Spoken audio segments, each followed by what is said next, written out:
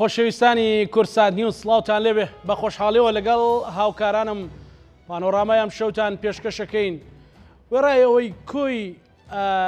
جومگە سیاسیەکانی هەرێمی کوردستان و عراقیش ڕوبەڕووی قەیرانی توند و ململانەی توندی نێوانێ زوولانە سیاسیەکانی عراق و هەرێمی کوردستان بوونەتەوە کەرکووک و ناوچە جێناکۆکەکان ئەوانیش بەدەرنین لە چەق بەستووی و لە پیلان و قەیرانی جۆرا و جۆر بە جۆرێک کە تەنانەت لە نێوان هێزە سەرەکیەکانی هەرێمی کوردستان کەرکووک کراوە بە چەقی ململانەیەکی شاراوە و هەندێک جار بە ئاشکرا پیلان دادەندرێت بۆ سەر کەرکووک و کوردستانی بوونی کەرکووک لە ڕاگەیەندەکانیش هەرێکە و بە جۆرێک باس لە پەرۆشی خۆی بۆ کەرکووک دەکات بەڵام کەرکووچەکان نیگەران و ناڕازی نەمشە و پیلانەکانی سەر کەرکووک بەترسیەکانی سەر کەرکووک تاوتوێ دەکەین بە میوانداری بەڕێزی و عەبدوڵڵان دامی سەرکردایەتی یەکێتی نیشتیمانی کوردستان کە بەڕێزیان لە شاری کەرکووکەوە بە سوپاسەوە لەگەڵمانە کاکیوە ئێوارە باش سڵاو لێبێ ئەم کاتت باش لەوە دەست پێ بکەین ینی گرنگجی کەرکووک بۆ یەکێتی نیشتیمانی کوردستان و ئەو ململانەیەی بە تایبەتی لە نێوان ئێوە و پارتی دموکراتی کوردستان هەیە لە شاری کەرکووک هەڵسەنگانی ئێوە بۆ ئەم پرسە چییە؟ سڵاو لە بەڕێزت کاکزانا سڵاو لە بەڕێستا بینەرانی تەلەڤیزیۆنی کورسات کاتتان باش بە تاکید کەرکووک چەقی ململانەی تێکڕای کووردا توانم بڵێم لە عێراقا و ئەگەر ئێمە بگەڕێنەوە بۆ مێژوو هەموو ململانەکانی خەڵکی کوردستان و خەباتی ڕزگاری خوازی نیشتیمانی گەلەکەمان بەشێکی زۆری مۆزوعی کە نەگەیشتۆتانجام لەسەر مۆزوعی کەرکووک بووە کە کەرکووک لە دیدی ئێمەوە لە دیدی تێگڕای کوردەوە بە تایبەت لە دیدی ئێمەوە کە یەکێتی نیشتیمانی کوردستان ئامانجی سەرەکیە کە ئێمە بە تاکید لە ڕابردوو ئەو ماندووبوون و قوربانیانەی کە خەڵکی ئەم سنوورانە تێکڕای کوردستان داوێتی بەڵام کەرکووک چەقی ململانیەکان بووە گەر سەیری بکەین زۆربەی زۆری وێرانکاریەکان سەرەتای تعریب کە دەستی پێکردووە لە سنوورەکانی کەرکووکەوە دەستی پێکردووە چونکە ئێمە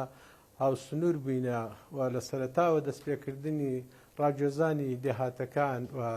داگیرکردنی زەویزارەکانی خەڵکی جوتیاری کورد لە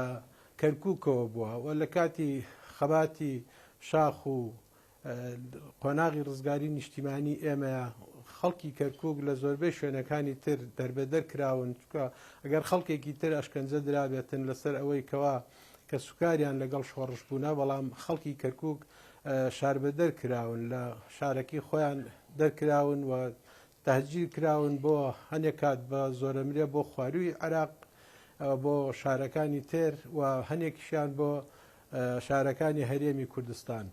ئەم خەباتی ئێمە درێژەی کێشا تاکۆ بوو لە ڕاپەڕینی نەوەتویەک تێکڕا هەموو ئەو پیلانانە بە بەرنامەی بەرەی کوردستانی و یەکێتی نیشتیمانی کوردستان تاوان لە بەرنامەی ڕزگارکردنی کەرکووک لە ساڵی 91شا پێشەنگی هەموو حیزبەکانی تربووینە ئەو خەڵکی کەرکووک دەتوانن شایە بدی بدەن و خەڵکی کوردستانیش باشە زانن تاکو گەیشتینە 2003 خۆشبەختانە جارێکی تر کە ڕژێمی گۆڕبەگۆڕی سەدام لە ناوچوو و ئەو هەڵپەیمانیە دژی عێراق دروست بوو جارێکی تریش هێزەکانی یەکێتی نیشتیمانی کوردستان بە هەماهەنگی لەگەڵ هێزەکانی هاوپەیمانان پێشەنگ بوون لە ڕزگارکردنی کەرکووکە باشە هەموو کاتێک کەرکووک ئەمەتیج بۆ ئامانجی ئەساسیمان بۆ ڕزگارکردنی و گەڕانەوەی بۆ باوەشی هەرێمی کوردستان لەو چەند ڕۆژە کە ڕۆژی سقوتی نیزامی پێشوو بوو بە جۆرێک کە پارتی دموکراتی کوردستان پێی وا بووە کەوە وای وێنا کردووە کە ئەو خاوەنی ئازادکردنی و ڕزگارکردنی شاری کەرکووکە لە 2003داوە بە پلانی ئەوان کەرکووک کەوتۆتەوە دەست کورد و بەڵام ئێوە لە 16 ئۆکتۆبەرە کەرکووکتان بەجێشتووە کەرکووکتان فرۆشتووە بە جۆرێکەوە ڕێی پارتیە لەسەر ئێوە وەڵامی ئێوە یان تێگەیشتنی ئێوە بۆ ئەو بابەتە بۆچی لەم کاتەیە ئەم بابەتانە وروژێندرێ من لەگەڵ ڕێزم بۆ هەموو لایەک بە تایبەت بە برادەرانی پارتی دیموکراتی کوردستان ئێمە بە تاکیددا بمانەوە نەمانەوێت لە دوای 91 کە هەرێمی کوردستان ڕزگار بووە و لەو کاتەیە کە هێشتا ڕژەمی بە ئەسما بوو ئێمە حکوومەتی هەرێممان بە هاوبەشی دامەزراندووە ئەو کاتە فدراڵێتمان ڕاگەیاندووە لە هەرێمی کوردستان و لە چوارچێوەی ئەو سەردەمی عێراقا و دوای 2023 لە کاتی ڕوخانی ڕژێمی بەعەز ئێمە پێشتر پێشەنگ بووین ئەگەر بگەڕێنەوە بۆ ڕابردووی خەباتی شاخ ئەبینن دەوروبەری کەرکووک ئەو هێزانەی کە لێی بوونە زۆربەی زۆری پێشمەرگەکانی تیپەکانی 21 و 25 و 57 و 51 و هەموو ئەو هێزانەی کە بە دەوری کەرکووکە بوون و هێزەکانی یەکێتی نیشتیمانی کوردستان بوونە ئەمڕۆ کە ئێمە بە تاکید من ڕێزم هەیە بۆ هەموو لایەنەکان بەڵام بەڕێی ئێمە دیدی ئێمە هەموو کاتێکیش کە پێشەنگ بووینە لە ڕزگارکردنی کەرکووک بە خاوەنداریکردنی کەرکووک بەڵام هیچ کاتێکیش ئێمە هیچ هێزێکمان پەراوێز نەخست و ئەگەر بێت و تەنانەت هێزێکیش مەفرەزەیەکیشی بەشداری کردوێت لە کەرکووکە هەوڵمانداوە کە ئێمە هەموو پێکەوە ناوبێنین و هیچ دایەک نەسڕینەوە لەگەر ڕێز و زۆرم بە ئەو برادرانی کە ئەمڕۆ بۆ شێوەیە خوێندنەوەیان هەیە بۆ حەدەسەکان لێرەوە ئومێد دەکەم کە بیرکردنەوەکان فراوانتر بێ و باشتر بیر بکەنەوە لە حەدەسەکانی کە لە دەوروبەری عێراق ڕووەداوە ئەو پیلانانەی کە لەسەر تەنانەت هەرێمی کوردستانیشە دەبێت ئەمە پێکەوە هەمومان خوێندنەوەمان بۆی هەبێت نەگەو من ملانە ناتەندروستە بکەین لە سەر کەرکووک چونکە کەرکووک ئەمە واقعەیەکە ئێمە لە دوای 2023 کە ڕزگار کراوە ئەو کاتەش دیار بووە لەگەڵ هێزەکانی هاوپەیمانانیش کە لە چۆ هێزەکانی یەکێتی نیشتیمانی کوردستان لەگەڵیان نەبوونە کە کاتێ داخلی کەرکووک بوونە لەبەرەوە هیچ پێویست ناکات نەوەکو حزب نەوەکو تاکیش ئێمە بەو شێوەیە ئەو مووقفانە لایەنێک بسڕینەوە کە دەور و تەسیری ئەساسی هەبێت سەر ڕای هەموو ململانێ ناتەندروستەکانی کە هەیە و ئەو ململانێ ناتەندروستانش بە تاکید یەکێتی نیشتیمانی کوردستان دروستی نەکردووە یەکێتی نیشتیمانی کوردستان هەموو کات لە ڕابردوو و مێژووی دروشمەکانی یەکێتی نیشتیمانی کوردستان دیارە خەبات بۆ چیەکەین و ئامانجی استراتیزمان مافی چارەی خۆنووسین بووە و هیچ کاتێکی شێمە وەکو یەکێتی نیشتیمانی کوردستان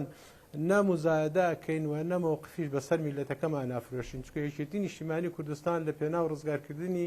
ئەم میلەتەیە لە سەرەتایەوە دامەزراوە تەنانەت دەتوانم بڵێم بێزگەر لە کوردیش بۆ تێکڕای عێراق ئێمە دید و بۆچوونی خۆمان هەبووە و لە دوای ڕوخانی ڕژێمیش دید و بۆچوونی یەکێتی نیشتیمانی کوردستان خوێندنەوەی بۆ ڕووداوە سیاسیەکانی کە لە دەوروبەرمان وەکو قلیم و لە هەمان کاتە لە وڵاتە زلهێزەکانی شاکەڕوە ئەدات خوێندنەوەمان بۆ کردووە و دیدی ئەمە ئەوە بووە لەگەڵ قۆناغەکانە باشتر خۆمان بگونجێنین و هەوڵ بدەین مافی میلەتەکەمان لە چوارچێوەی ئەو دەستورەی کە دانرایەوە کە هەمومان بەشدار بووینە لە نووسینەوەی دەستوری عێراق کە ئەمە دەستورێک کە دانی پیانراوە و وڵاتەکانی دەوروبەر و وڵاتە زلێزەکانیش دانیان بۆیە ناوە کە عێراق لە یەکەم مادەی دەستوری کاڵی عێراق وڵاتێکی دیموکراسی تعدودی فیدراڵە یەکێک بووە لە خەباتی ئەمەوە تێکڕای حزابە کوردەکان و مفەکرەکانی کورد بەشدار بوونە لە نووسینەوەی ئەم دەستورە لەبەرەوە ئەمڕۆ کە بەڕاستی پێویست ناکات وە خەڵکی کەرکووک و دەوروبەری کەرکووکیش باشە زانن کە ئەو هێزانەی دەور و تەسیر و کاریگەریان هەبووە لە هەموو ڕووداوەکانی بەسەر کەرکووکە هاتووە لە ڕابردووە تاکو ئەگاتەوە دوای ڕزگارکردنی کەرکووکیش لە 2023 جارێکی تر و جارێکی تریش کە لە 2014 شەڕی داعش دەست پێکە ئەو کاتەش هەموو کاتێ هێزەکانی یەکێتی نیشتیمانی کوردستان و یەکێتی نیشتیمانی کوردستان لە پێشەنگ بووە بۆ پارێزگاریکردن لە خەڵکی کەرکووک و دەوروبەری لەبەرەوە من لەرەوە ڕێزی زۆرم بۆ هەموو ئەو برادەرانی کە بەم شێوەیە باسەکەن ئێمە لەگەڵ ئەوە نین ئێمە ئێستش دید و بۆ دەست سوونمان ئەوەیە ئەگەر چەندێک ناکۆکی سیاسی و ململانێشمان هەبێت لە هەرێمی کوردستان بەڵام لە ئەم ناوچانەی کە ئەو جیاوازی لوغەیە کاکە هیوا ئەو جیاوازی زمانە لە ئەگەر ڕوخسەتم بدەی کاکە زانا تەواوی بکەم ئەگەر کە بەپێی مادەی 140 کە ئەم ناوچانە ناوی نراوە جێی ناکۆک ئەمە تێکڕا حزابە کوردەکان و خەڵکە یاسایەکانی کورد تایە بەشدار بوونە لە نووسینەوەی دەستور ئێمە ئومێدمانە کرد کە ئەم ناوچانە نەکەوتناتە ناو مادەیەکەوە چێشمەکێشی لەسەر بێ بەڵام پێت ئەوە وازحەکە لەو سەردەمەی کە دەستور نووسرایەوە زروفەکەوا بووە نەتوانراوە ئەم ناوچان نەخراوەتە ناو مادەیەکی دەستورە و چارەسەری بۆ دانراوە لەبەرەوە من ئومێد دەکەم هەمومان ئەم ڕۆکە بیرکردنەوەمان لەسەر ئەوە بێت و لە پێشی هەمووشیانەوە یەکێتی نیشتیمانی کوردستان و پارتی دیموکراتی کوردستان ئەبێ بیرکردنەوەی ورتریان هەبێ کاکیوا من باسی پرسیاری واقعی کاکیواتخوا بۆی من لە ئامانجەکەی یان لە واقعەکە نزیک بم ئەو جیاوازی لوغەیە لە چیەوە سەرچاوە دەگرێت مەسەلەن بەڕێزت چەندین جار تەکید لە خوێنەوەیەکی بەرفراوە لە مەسەلەن زمانێکی ڕێز و احترام بەڵام لەو چەند ماوەیە مەسەلەن ئەبینین کە بەیاننامەی تۆن دژی کەرکک دژی یەکێتی لەلایەن پارتیۆ لایەن بەشێکی پارتی لای مەکتب سیاسیی پارتیۆ ئاراستاکرێ ئەم جیاوازی لوغەیە لە چیەوە دێ ئێوە ئاوا بەو شێوێ جواب بدەنەوە ئەوان بەو شێوێ پەلاماردن من ومێت دەکەم هیچ لایەک لەم سنوورانە نەبێتە مەوزوعی پەلەمار و پەلەماردانی یەکتر لە ڕاگەاندنەکانەوە لەبەرەوە ئێم ناوچەیەکی استراتیجیە و دەبێ ئێمە هەمومان پێکەوە هەماهەنگ بین و دڵنیامەگەر پێکەوە هەماهەنگ نەبین لە کۆتاییە ئێمە میلەتەکەمان زەرەکات بۆیە دیدو بۆ چوونی ئێمە بەم شێوەیە و دیدو بۆ چوونی یەکێتی نیشتیمانی کوردستان هەموو کاتێک ئێمە لەسەر ڕێبازی جنابی مامجلال و جنابی مامجلال هەمومان نزانین کە کەرکووک و هەموو شوێنەکانی تر وەکو عێراقیش بە چەپکە گوڵێک وەصفی کردووە و پێناسەی کردووە بەر ئەوەیە دیدی ئێمە لا ئەمەش ئەگەر بێت و بمانەوەیە هێرش و هێرشی بەرامبەر بکەین بەرامبەر بە یەکتر زۆر شتمان پێەیە کە بیکەین ئەو حەدەسەکانی کەرکووک بووە ڕوویدا بۆچی گەیشتە ئەم حەدەی ئێستا خۆتان دەزانن ئێمە لە شەڕی داعش بزانن با بەراورد بکەین بزانن چەندێ شەهید دراوە تێکڕای هێزی پێشمەرگە لەم سنوورانە شەهیدیان داوە بەڵام ئەکسەریەکەی سنوورەکە وا بووە واقعی جوغرافی سنوورەکە وا بووە ئەکسەری جەماوەر و خەڵکی ئەم سنوورە سەر بە یەکێتی نیشتیمانی کوردستان بوونەوە زۆر جاریش هەموو کاتێک لە قوربانیدان خەڵکەکانی یەکێتی نیشتیمانی کوردستان پێشەنگ بوونەوە زیاتر تەسحیان داوە لەم سنوورانە بۆیە ئێمە دیدمانەوەیە کە لەگەڵ ئەوەیان ئێمە ئێستەشی ڕامان وایە کە ئەم ناوچانە جارێکی تر تاکید لەواکەینەوە ئەبێ بە سیاسەتێکی حەکیمانە چارەسەری بکەین و بە مهاتەرات و لە دوورەوە دیعایەکردن و تەخوینکردنی یەکتر ناچێتە سەر و ئەگەر بینە سەر مەوزوعی تەخوین و تەخوینکاری ئەوە مێژووی هەرێمی کوردستان و مێژووی عێراقیش دیارە ئەحزابە کوردستانیەکان بە شێوەیە کاریان کردووە لە سەدەی ڕابردوو لە نەوەتەکان و دوای ئەوەش کە بە شێوەیە تاکو گەیشتۆتە شەڕی داعش لە شەڕی داعشیش ئێمە بە تاکیدی دوو بۆ چوونمان هەبەوە ڕێی خۆشمان وتووە لەسەر مەوزوعی ئەو حەدەستانەی ڕوویدا لە مەوزوعی ڕفراندۆمە زۆر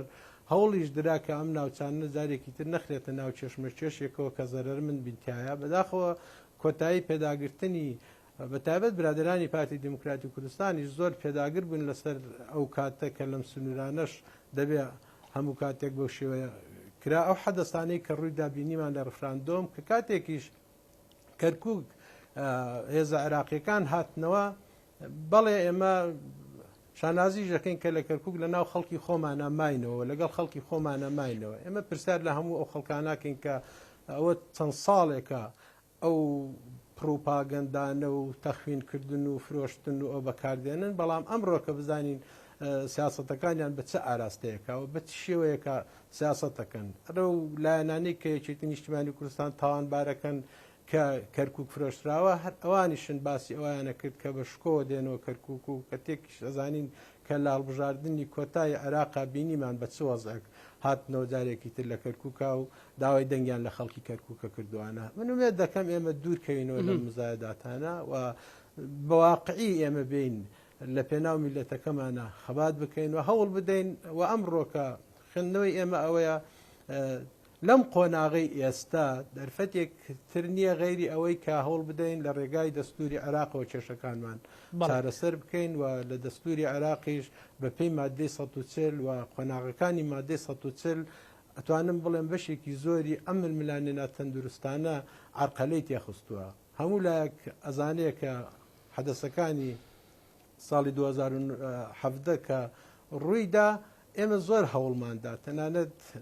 کاتی داوامە لە برادرانی پارتی دیموکراتی کوردستانکن ئەو کاتە تەنانە دەگەربێت و تەنها ئەندامی ئەنجومەنی محافظەی کەرکووکیان بناردایەتەوە ئەمانتوانی ئێمە محافظێکی کورد هەڵبژێرین و بەم شێوەیە بەم ئاراستەیە وەزعەکان نەڕۆیشتە بەڵام ئەو کاتاوان خۆیان دوورگرت بە ئەوەی کەوا کەرکووک داگیر کراوە ئامادە نین لە ژێر داگیرکاریە بێنەوە دەنگ بە محافزێکی کورد بدەن بەڵام جارێکی تریش کە بینیمان ئێستا ململانە سیاسەکان گەیشتە تام وەسا لە عێراق و لە هەرێمی کوردستانیش ئێمە ئومێدمانە کرد بەم شێوەیە وەزعی سیاسەتی عێراق نەگاتە چەق بەستویی چکە عێراق بە تێکڕا گشتی نەتەوەی جیاواز و ئاینی جیاواز و مەزهەبی جیاوازی تایە لەبەر ئەوە قەنەعەتمان وایە کە ئەم وەزعانە بە خراپ ئەگەڕێتەوە بۆ سەر هەموو لایەک هەر کەسێکی ژەگەبیر لەوە بکاتەوە کەرکووک لە معادلەیەدا ببڕێت من دڵنیاتان نەکەمەوە کە وەزی عێراق تێک بچێ نە کەرکووک باسوودەی ئەمێنێتەوە هەرێمی کوردستانیش پرشتی بەرەکەوێت دەگەر ئێمە کێشەکانی ئێرە چارەسەر نەکەین ئەمێ دیدی ئێمە کە جەنابەت باسی ئەوەت کرد کە خەڵک زۆر هێرش دەکات نا ئێمە هێرشکردنی ئێمە ئەوەیە لێرەشەوە من نتوانم بڵام بە ناوی چیتی نیشتیمانی کوردستانەوە لە سنووری کەرکووک هەموو کاتێک پێشەنگ بووینە داوامان لە هەموو هێزە سیاسیەکان کردووە کە پێکەوە بین و لە ناویشانە پارتی دیموکراتی کوردستان لە هەموو ئەو مناسباتانی کە دێتە پێشەوە دوای حەدەسەکانیش داوامان لێ کردووە تا پێکەوە بین خۆشتان نەزانن ئەم ساڵ تەنانەت لە نەورۆزی ئەم ساڵە لە کەرکووک ئەوان جارێکی تر خۆیان جیا کردووە کام و تێگڕای حزابە کوردستانیەکان و یەکێتی نیشتیمانی کوردستانیش پێکەوە هەموو ئاهەنگی نەورۆز لەسەر قەڵا گیراوان بە تەنها چون لە شوێنێکی تری کەرکووک ئاهەنگیان گیرا لەبەرەوە ئەمە لای خەڵکیش ڕەنگ بێ خەڵک باش لە وەزعانە ئەزانێ و جۆش لەو مهاتەرات و تەخوین و تەخینکاریە ناگرێت لەبەرەوەی ئەم پەیامانە بەم شکڵا پەیامانەکە کەچی سەرەکەی لە بەغا لەسەر پۆستێک شەڕە ململانەیە لەسەر پۆستێک و ئەڕۆی لەگەڵ چەند حزبێکی ترە بە تەنها دوور لە هەموو حزبەکانی تر اتفاقەکەی بۆ پێکهێنانی حکوومەتی عراقی بۆ دەستکەوتی پلە پۆست ئیتر بە حاڵەتێک بێیکەوە حزابەکانی تر وەرە ناویشیان یەکێتی نیشتیمانی کوردستان پروپاگەندەی تەخوینکردن بدەیتە پاڵی نەخێریەکێتی نیشتیمانی کوردستان هەموو کاتێک وە لە ڕابردووە ئێستەر لە داهاتوش هەروە بێت لە ڕێزی خەڵکە بێت و لەم سنوورانەش لەگە خەڵکی خۆیان ماوەتەوە و بە پێی هەلومەرجەکانی کە هەیە بالفعل ئێمە واقعەیەکی تاڵە لەبەرەوە هەلومەرجێکی اقلیمی نێودەوڵەتی هەبوو کە وەزعی کەرکووک وای لاتەوە و بەشێکیشی ئەتوانم بڵێم ئەستۆی خۆشمان نەگرێتەوە و ئێمە خۆمان لە ناو حەدەسەکانە بووینەوە زۆر خەڵکمان جۆ لێبووتیان ئێمە پارێزگاری لە کەرکووکەکەین و شەڕەکەین لە کەرکووک وە کاتێکیش کە شەڕ دروست بوو چەندین پێشمەرگە شەید و بەڵام و خەڵکانە بە هیچ شێوەیەک لە شوێنێکە شەڕێکیان نەکرد لە کەرکووک تا بڵێنەمە پارێزگاری لە کەرکووکەن ئەمە خەڵکی کەرکووک شایدی ئەم وەزعانەدا لەبەرەوە من ئومێد دەکەم دوور بکەینەوە لەو ململانێ ناتەندروستە جارێکی تر پێین پێکەوە هەمومان چارەسەری کێشە ڕیشیەکانی لەم شارە هەیە کە ئەمە مەربوطە بە تێکڕای عێراقەوە و تاکید لەواکەمەوە پێکەوە باشتر بۆمان چارەسەرەکرێت بەڵام تاوانبارکردنی یەکتر زەرەر بە حزبەکانی شەگەێنەوە بە زەرەر بە میلەتەکەمان ناگەێنێ لە کۆتایی کاکیوە ئەو جۆرە پەیامانە ئێستا بوو ئێتیجاهی کورد لە کەرکووکە ڕۆ و پیلانەکانی پوچەڵکردنەوەی پیلانەکانی محافظ بێ یان لایەنە عەرەبەکان بێوانەی کە شۆڤێنین یان ئەوانەی کە تورکمان ئەگەر بێوێ گرفتێک لە بە پاڵپشتی ئیقلیمی بۆ کەرکووک دروستکە بەڵام ئەوەی خەڵکی ماندوو کردووە کەرکووچەکانی زیاتر ماندوو کردووە ئەو پەیام و ئەو پیلانە نێوخۆیانە زیاتر نییە کە بە تایبەتیش لە نێوانێکێتی و پارتی هەیە ئەگەر تۆ سیر بکەی کاگەزانە ئێمە ئومێدمانە کرد ئەو اتفاقانەی کە لە بەغا کرێت لەسەر پێکهێنانی حکوومەتی نوێی عێراق لە دوای ئەم هەڵبژاردنانەوە ئەنی برادرانی پارتی دیموکرات خۆتانزانن لەگەڵ تیاری سەدری و لەگەڵ بڵێن برادرانی سونە اتفاقێکیان کردووە ئەم پرسیارێ بکەینەم اتفاقی لەسەر چه ئاساسێکە ئێمە ئومێدمانە کردم اتفاقی لەسەر شتە استراتیژیەکانی داواکاریەکانی هەرێمی کوردستان بێ کە یەکێک لە ئاساسیەکانی چارەسەرکردنی کێشەی کەرکووکە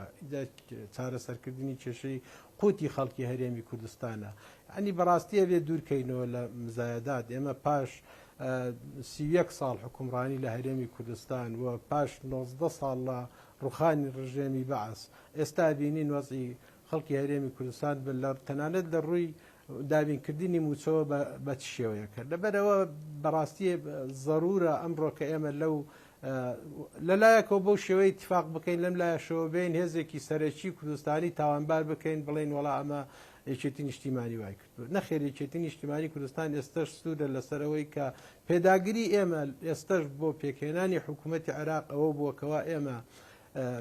پێکهێنانی حکوومەت داواکاریەکانی ئێمە لە پێناوی خەڵکی خۆمان نابێت وە لە پێناوی هەموو سنووری ناوچە جەناکۆکەکان بێت بین لەسەرەوەی اتفاق بکەین نەک لەسەرەوەی کە لێرە پۆستێک یان بەر چه حزبێک ئەکەوێت ئێمە دیدی یەکێتی نیشتیمانی کوردستان ئامانجە استراتیجیەکانمان دەستکەوتە ساسیەکانی میلەتەکەمانە و گەڕانەوەی کەرکووکە بە پێی یاسا و دەستور بۆ سەر هەرێمی کوردستان نەگەوەی ناوچەیەکی فراوان نتوانم بڵێم ئەگەر ئەم ناوچانەی کە ناوی نراوەجێی ناکۆک ئەگەر بەقەدەر هەرێمی کوردستان نەبێت شتێکی کەمتر نییە ئەمە هەموو خاچی کوردستانە لە چارچەوەی عێراقێکی یەکگرتووە ئەبێ ئێمە پێکهێنانی حکوومەت و داواکاریەکانی کورد و وەفدە مفاوزەکانی ئێمە لەسەر ئەوانە بێت نەگەوەی کە چێ پۆستێکی بەرەکەوێت بەڵام خۆتان نزانن برادرانی پارتی دیموکراتی کوردستانەوە خۆتان نزانەوە چەندین کاندید بگۆڕن وەوەی دەبێت ئیلا و هیچ داواکاریەکی تر نەبووە تەنها ئەوەی ئیلا بێت تۆ ڕئیسی جمهور وەربگری ئەگەر بێ لە سیاقاتی هەڵبژاردننی شار بێت ئێمە ئەگەر برادرانی پارتی دیموکراتی کوردستان بەوە بڵێن ئێمە یەکەم دەنگی کوردستانمانێ ناو باش یەکێتی نیشتیمانی کوردستانی ئێمە دووەم دەنگی وەگەر هەموو کاتێک تەحالوفاتیش بکرێت تەنانەت بۆ پێکهێنانی حکوومەتیش تۆ نابێت حزبێک هەموو دەسەڵاتەکان و پۆستە باڵاکان بۆ خۆی حەڵال بێت بەڵام ئامادە نەبێ هیچ پۆستێکی تر بە هیچ حزبێکی تر بدات یعنی ململانیەکان بەڕاستی لێرە من وەکو خۆمەوە دیدی یەکێتی نیشتیمانی کوردستانیش ئێمە ئەم سیاسەتە سیاسەتێکی تەندروست نییە بەڵام لەگەڵ ئەوەشە ئێمە جارێکی تریش دەستبەرداری وەزعی کەرکووک نەبووینە و لەگەڵ خەڵکەکەمانە بەشدارین و چەندێکیش ئەمری واقعەیەکی تاڵە بەڵام توانیمانە لەگەڵ خەڵکەکەی خۆمانە بمێنینەوە و لەسەر داواکاریەکانیان و ئەو مەشاکیلانەی لە کەرکووک ڕووەدا ئێمە بەشدارین لەگەڵ خەڵکەکەی خۆمانە بۆ چارەسەرکردنی بە تاکید تۆ پارێزگارێک کرد داناوە ئەو ئەمرەواقعە هێنای کە سەپێنرا بوو بەسەر خەڵکی کەرکووکە نەگەوە بێت کە هەڵبژاردن کرابێت پارێزگارێک هاتبێت نەخێر وەکو سەپاندن کە تاکو ئێستاش خۆتان نەزانن بە وەکالەت دەم شارە ئەڕواتە ڕێوە ئەبردرێتە ڕێوە ئەگەر سیر بکەین اتفاقات ئەو ئەحزابانەی کە لەگەڵ برادرانی پارتی دیموکراتی کوردستانیش اتفاقیان کردو بۆ پێکهێنانی حکوومەت بە تایبەت لایەنە سونیەکان محافظی بە وەکالەتی ئێستا خۆی کاندید بووە و دەریش چووە کەتی ئەو نەڕۆژ لە بەغاسیۆن بخوات بۆی بچێت لە پەرلەمان بەشداری ئیشەکەی خۆی بکات ئەگەر مباشریش نەبێ غیر مباشر ئەمە پێ شتێکی وەرگرتی بێت کە لێرە بمێنێتەوە یەکێکی تر لە شوێنی بچێت بە ئەندام پەرلەمان بۆی درێژە پێ بدات بەم سیاسەتە ئایا ئەمەش یەکێتی نیشتیمانی کوردستان کردوێتی ینی ئەمانە بەڕاستی لەگەڵ ڕێزی زۆرم بە ئەو برادرانی کە بەو شێوەیە بیرەکەنەوە یان تەنها بەم شێوەیە بەم مخاتەبە تونند و تێژیە هەوڵەدەن کێشەکان چارەسەر بکرێت بەڵام ئێمە دڵنیاین چارەسەرکردنی کێشەکانی تێکڕای نێوان هەرێمی کوردستان و حکوومەتی ناوەند بە گفتوگۆ لەسەر مێزی گفتوگۆ چارەسەرەکرێت و قەناعەتی ئێمە شوایە لە دیدی یەکێتی نیشتیمانی کوردستانەوە بەڕێوەبردننی عێراق ڕاستە لە دەستوران نەنووسراوە بەڵام لە دوای ڕوخانی ڕژێمی سەدام و تشکیلکردنی یەکەم کابینەی حکوومەتی نوێی عێراق دوای ئازادی ئەم حکوومەتە بە تەوافقی هەموو لایەنەکان هاتووە و پێک هاتووە و توانراوە تاکو ئەمڕۆ بێت ئێستش ئەگەر بیت بە نظامی زۆرینە و کەمینە حکوومەتی عێراق وەک ئێستای لێ دەکە گەیشتۆتە ئەم چەقبەستوی کە بە شێوەیەک پێک نایە لەبەرەوە دەبێ ئەمە هەوڵ بدەین هەمومان پێکەوە بین ناوماڵی کورد بە یەکەوە بچێت لە بەغدا گفتوگۆ بکات و من مێت دەکەم ناوماڵی هەموو لایەنەکانی تریش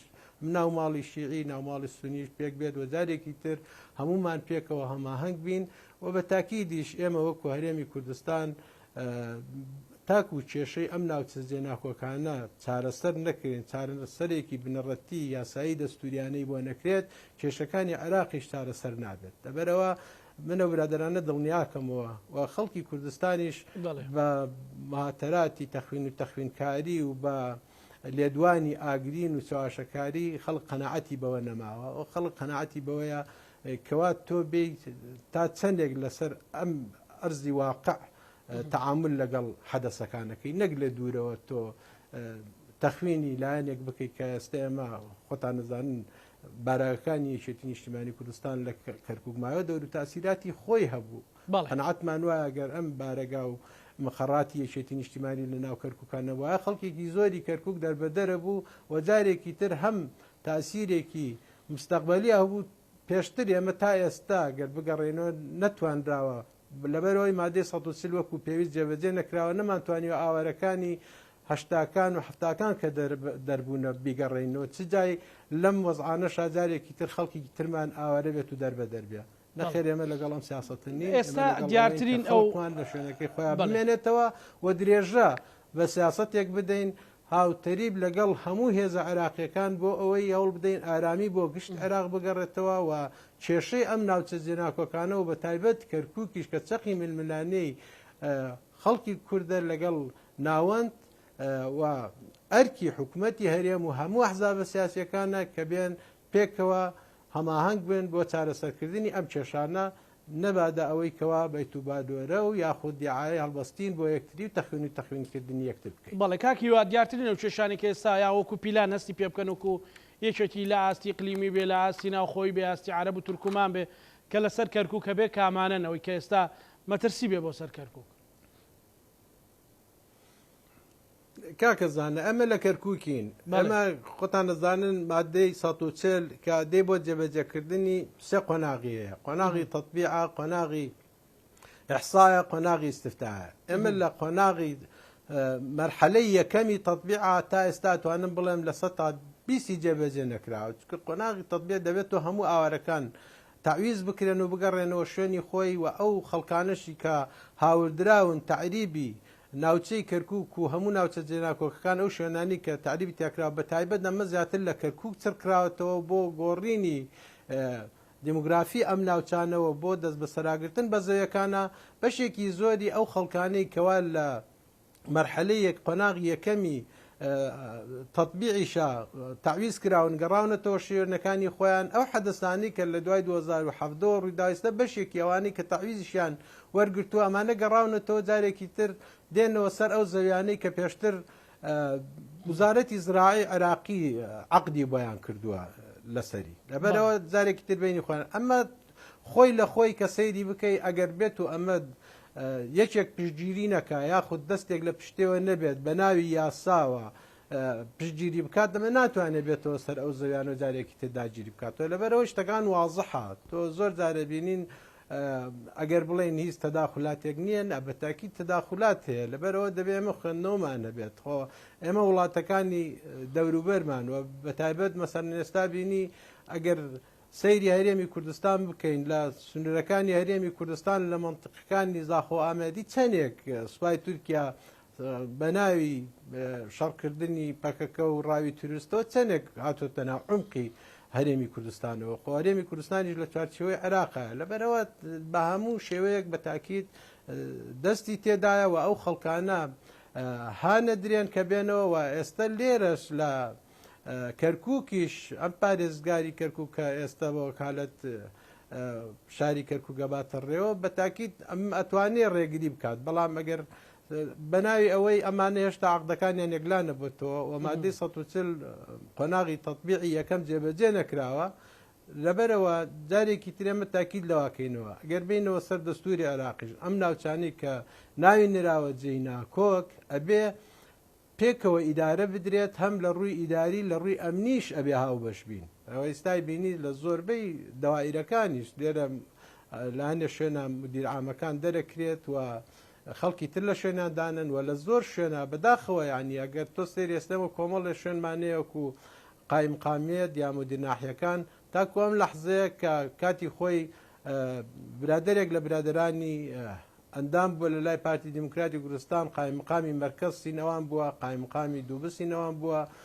لە مدیر ناحیەکان لە هەنێ شوێن ئێستش بە وەکالە دەبردرێتە ڕێوە بەڵامی نەتەوەکانتر لە شوێنیان دانراوە ئێمان ئەرزیان ڕەخساندۆ بۆ وەزانە بۆی تاکید دەواکەینەوە ئەم ناوچانە بەم ململانێ ناتەندروستەی کە ئەو برادەرانە لە ڕاگەاندنەکانەوە باسیەکەن بە هیچ کاتێک نابێتە چارەسەر و بە تاکید یەکێتی نیشتیمانی کوردستان دەستبەرداری کەرکووک و سنووری کەرکووک نابێەوە دەستبەرداری سیاستکردنیش لە بەخاش نابێت لەبەرەوەی یەکێتی نیشتیمانی کوردستان قورسایی لە عێراق و لە ناوچەکەشە واسان نییە بتوانێت پەراوێز بخرێت و وەزعەکانی شەبینین کە ئێستا بە شێوەیە کەنگاوەنێت و ئەم وەزعە چەقبەستویە من دڵنیاتان نەکەمەوە لە مەسلحەتی هیچ لایەک نییە ومێت دەکەم بە زووترین کات هەموو لایەنەکان بە حزابە کوردیەکانەوە بە حزابە شیعەکان و سونیەکانیشەوە جارێکی تر بگەڕێنەوە سەرمێزی گفتوگۆەوە هەوڵ بدەین ئارامی بۆ ئەم ناوچانە و بۆ عێراقیش بگەڕێنەوە ئەگەر ئارامی گەڕای و کاتا ئەتوانین بین ئەو ناوچە جێناکۆکانەش بە گفتوگۆ چارەسەر بکەین و بە پێی مادە دەستوریەکانی عێراق چارەسەریان بکەین زۆر ڕێگای ترگیرایبەر هیچ چارەسەرێکی نەبوو. کاکیوە مەترسی داعش هێشتا مەسەلەن ناوەوە بینین لە لادەیەک لە شوێنێک داعش دزاکە بەرامبەر بە پۆلیسی فیدراڵی بەرامبەر بە خەڵکی بێتاوان خەڵکی سڤیل داعش تەنها چەند گروپێکی بچووکن یاخود هەست بە خۆڕێخستنەوەیانەکەی لەو دەڤەرە. داعش کاتی خۆی کە لە 2017 مووسڵوە و ناوچانە ڕزگار کران زۆر ڕاگەاندرا و بڵاو کرایەوە لەلایەنی حکوومەتی عێراقیەوە لەلایەن هاوپەیمانانەوە کە داعش کۆتایی هات بەڵام ئەو کاتەش کۆتایی هێنانی داعش بەو شێوە بوو کە داعش شوێنی بەدەستەوە نەماوەکو ناوچەی فراوان کە پێشتر بەدەستەوە بەڵام داعش وەکو ڕێخستن و وەکو تەنزیماتی خۆی بە تاکید هەرماوە بەردەوامە و دوای حەدەسانەی ڕوویدا کە بەتایبەت ئێستا گەر تۆ سیر بکەیت لە منطقەی خانەقینەوە بیگرەوە تاکو دێتەوە منطقەی کەرکووک و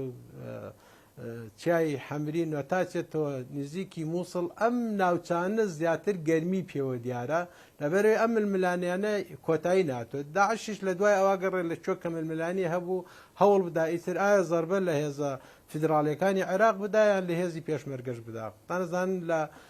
ساڵی ڕابردوو لە چەند جارێک لە نقاتەکانی هێزی پێشمەرگە خەڵک شەید بووە لە دیاتە کوردەکانیش ئەگەر ئێستا سیر بکەین ئێمە لە منطقەی قەرەچوق و دەشتی قەراجۆوانە بە بەردەوامی خەڵکی ئەمە لەوێ شەید بووە پێشمەرگە شەید بووە و هەروەها لە منطقەکانی تری لای جەلەولا و خانەقین و ئەوانش و بەڵام لەگەڵەوە شوێنەکانی تری خواروی عێراقیش منطقەی حەوی جەوڕەشاد و ئەوانش بەدەر نەبوونە لەم گروپانە لە چەند شەوی ڕابردووە لەو منطقانە خەڵکیان ڕفاندووە و خەڵکیان شەید کردووە چی لە هێزێمنەکان چی لە خەڵکی مەدەنیش ئەمانە بەڵام بۆچی زیاتر لم ناوچانە جوڵیان پرسیارەکە ئەوەیە ئەوان استیغلالی ئەو ململانەیان ناکەن و بە تاکید داعش ئێستا لە هەنێ شوێنیان بەدەستەوەیە بۆ نمونە ئەوە هەموو ڕاگەاندنەکان و خەڵکی هەواڵگرەکان و هێز عێراقیەکان خۆیان نەزانن و هاوپەیمانانی شەزانن ئێستا لە منطقەی قەرەچووخواانە باشکرا داعشوە لە شاخی قەرەچووغن و چەند جارێکیش کێوماڵەوانە کراوە بەڵام نەبووە ئەوەی بتوانن بنبڕی بکەن لە ڕێوە هەموو کاتێک دەوری تاسیری خۆیانە بە هەمان شێوە لە منطقەی حەمرین و ئەوانە ئەمە تاسیراتی ئەوەی کە ئەم کێشانە ئەم ململانێ ناتەندروستە کە بەردەوامێتی هەیە و چارەسەری کێشەکان ناکەی بە تاکیدیش داعشیش بەردەوامێتی خۆی هەیە و بەردەوامی لێرە لەوێ چالاکیان هەیە و دەستەوە شێنن و هەوڵی شەدەن بە تاکی زۆر باشتر لە جاران توانم بڵێم ئەمساڵ لە ساڵی ڕابردوو باشتر خۆیان ڕێخستۆتەوە ئەوانیش بە دوای ئەو حەدەستانەی کە لە ناو عێراقا ڕوەدەن هەر کاتێک کە وەزێک دێت هەستەکەی ئەوان هەوڵێکی تر زیاتر خەڵک شەیدکەن و مشکلێت خۆیان ڕێکتر بخەنە و زیانی زیاتر بە دەڤەرەکە بگەیان بە ناوچەکە بگەێنن من دڵنیام داعشیش سوود لە وەزعانە ئەبینێت کە ئەو ڕێخستنەوەی پێکێنانی حکوومەتی عێراق کە چەندێک دوا بکەوێت سوود بەوانە گەێنێت و چکە ململانەی ناتەندروستی بینی هێزە سیاسەکان ئەمە تاسیرەکاتە سەر وەزی ئەمنیش و لە ڕووی نەفسیشەوە خەڵک ئەو متمانەی نامێنێ و جارێکی تریش داعش زیاتر خۆیان ڕێکەخەنەوە بە تاکید بن نەڵێم دەور و تاسیری زۆری ئەبێت بۆ خۆڕێخستنەوە و هەرچەنە ئێستا ڕاستە لێرە و لەوێ ناوچەی ئازادیان نییە بەڵام لە زۆر شوێنە بە تایبەت زۆربەی زۆری لە خواروی کەرکووکیش خۆ زۆربەی هێزانامنەکان بەشێکی زۆری زیاتر جادا ڕیسەکانیان بەدەستەوەیەوە بەشێکی زۆری داعش لە هەندێک شوێنە بە ئازادی خۆیان ئەسوڕێنەوە دەستەوە شوێنن ئەگەر ماوایەکیان نەبێت شوێنێکیان نەبێت تەنها مەفارزی بچووک بچووک بن ناتوانن بەڵام بە تاکی جارێکی تریش ئەگەر خەڵکێک نەبێت پشتگیریان بێت تەنانەت لە ڕووی ژیان و گوزەرانی شۆ ناتوانن بژێن لەبەرەوە دەبێت بە زۆر بە وردی دیقەتی ئەمە بدەین داعش تا ئێستا تەنزیماتی هەیە و خەڵک هەیە ئەیان حەوێنێتەوە و ئەمانی شەوڵەدەن هەر کاتێک کە مەشاکلەکان لە عێراق چۆن نەڵێیت هەنێک کات سیرەکەی لە کاتی وەکەوەی تەوقید کرابێتن لەو کاتانی کە حەدەسەکان بەرە و وەزێک بڕات کێشەکان زیاتر بێ ئەوانی شەوڵەدەن زیاتر چالاکی بکەن و خەڵک بڕفێنن و خەڵک شەید بکەن و بە تایبەتیش لەم ناوچانی کە باسمان کرد کاکزانە کە منطقەی ناوچەی تعریبن ئەگەر سیر بکەین زۆربەی زۆری زیاتر زەخت لە دێهاتە کوردەکانەکەن بۆ ئەوەی خەڵکی کورد لە دەیەکانیان نەمێنێ ئەمەژە بێمە خوێندنەوەمان هەبێت بۆی بۆچی تەنها مەسەلەن تۆ دێی شەڕی دێهاتە کوردەکانەکە یان دەغڵودانیانە سوتێنی یان خەڵکیان لێ ڕفێنی یان شەهیدیەکە یاخود بە پارە ئەیگۆڕنەوە ینی ئەمە زۆربەی زۆری ئەمەش من دەتوانم بڵێم ئەمەش دەستێکە بۆ تعریبکردنی ئەم ناوچان بەڵێ کاکیوە دوا سەرنجی بەڕێزت دوا پەیامی بەڕێزت بۆ ئەوەی کە بتواندرێت لە ئایندەدایان لە حکومڕانی داهاتوودایان فۆکەسی گەوری هێزولانە سیاسەکان لەسەر خزمەتکردنی کەرکووک و کەرکووچەکان بێت فەرموو من ومێت دەکەم هەموو ئەحزابە کوردستانەکان و تێکڕای ئەحزابە عێراقیەکانیش چی ئەوانەی ئێمە لەم ناوچانە کە پێکەوە ئەژین بە تاکیت کەس ناتوانن نکۆڵی لەوە بکات کە کەرکووک و دەوروبەری و ئەو ناوچانی کە ناوی نراوە جێی ناکۆک بە تاکیت کوردی لێیە و عەرەبیشی لێیە بەڵام عەرەبی ڕەستان نەک عەرەبی هاوردە بڵێن و برایانی تورکمان بە هەماشەوە دەبێت هیچ هەلێکی ترمان نییە ئەبێت چارەسەرێکی برایانە بۆ ئەم ناوچانە بدۆزینەوە و بە پێی یاسا و دەستوری عێراقی ئیشی لەسەر بکەین ولا هیچ لایەکمان بە ئەمینی ناژین ئەگەر بینیش لە مۆزوعی کەرکووک بەراوردی بکەین لە ڕووی بڵین کەسافەی سوکانەوە لە دەنگدانەوە لە مەقعدی پەرلەمانیەوە لە کۆتا هەڵبژاردنە ئەبینی لە 12 کورسی پەرلەمانی مەقعدی پەرلەمانی عێراقیە کورد 6 کورسی بە دەستهێناوە یعنی سەرە ڕای هەموو ئەم زەختانەی کە ئەکرێت سەر ڕای هەموو ئەم لە ناتەندروستەی ئەکرێت لاان لەگەڵ لۆشان تۆ سێرەکەی کورد 6 مەقعدی پەرلەمانی هەیە لەبەرەوە من ئومێد دەکەم جارێکی تر لە پێش هەموو لایەکەوە برادرانی پارتی دیموکراتی کوردستان و یەکێتی نیشتیمانی کوردستان لەگەڵ تێکڕای هێزە سیاسیەکانی کوردستان دەبێ هەماهەنگ بین و جارێکی تریش لەگەڵ هەموو ئەحزابە عێراقیەکانی کە لەم سنوورەیە ئومێد دەکەم بە زووترین کات هەوڵ بدرێت حکوومەتی نوێی عێراق پێک بێندرێت بۆی بتوانین زاڵ بین بەسەر ئەم کێشانەیە و ئارامی بۆ هەموو ئەم وڵاتەوە ئەم ناوچانەشا بگەڕێت. بەڵێ زۆر سپاس بۆ بەڕێز هیوە عەبدوڵڵا ئەندامی سەرکردایەتی یەکێتی نیشتیمانی کوردستان کە لە شاری کەرکووکەوە لەگەڵ مابوو. سپاس کاکیوە. بینەرانی خۆشەویست سپاس کاکیوە ببرە بینەرانی خۆشەویست پانۆرامامان پێشکەش کردن ئێوە شەموو لایەکتان ئەمانەتی خوای گەورە بن خواتان